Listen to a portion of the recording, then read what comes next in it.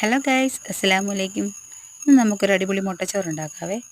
ഞാനിവിടെ ചാക്കരി കൊണ്ടാണ് മുട്ടച്ചോറ് ഉണ്ടാക്കുന്നത്.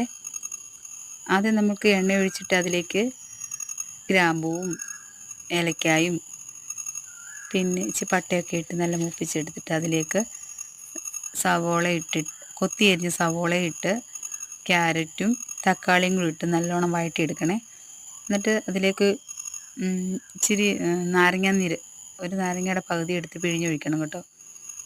പിന്നെ ആണെങ്കിൽ കുറച്ച് പുതിനയില എൻ്റെ കയ്യിലുണ്ടായിരുന്നുള്ളൂ, അത് ഇച്ചിരി ഇട്ടിട്ട് പിന്നെ അതിലേക്ക് ഒരു സ്പൂൺ മുളക് പൊടിയും അര സ്പൂൺ മല്ലിപ്പൊടിയും അര സ്പൂൺ മഞ്ഞൾപ്പൊടിയും പിന്നെ മസാല പൊടിച്ചത് ഒരു അര സ്പൂണും ഇട്ടിട്ട് നല്ലോണം മിക്സ് ചെയ്തെടുക്കണേ.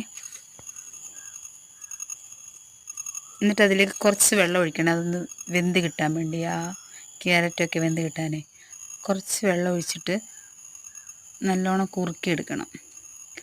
എന്നിട്ട് അതങ്ങോട്ട് നമുക്ക് സൈഡിലോട്ട് നീക്കി വെച്ചിട്ട്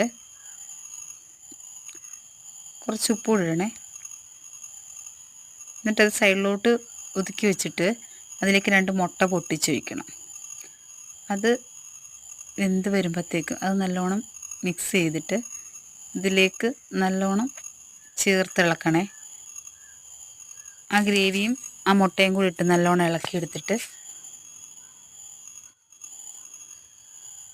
നമ്മൾ ചോറ് കോരാൻ വെച്ചത് എടുത്ത് ഇതിലോട്ട് ഇടണം.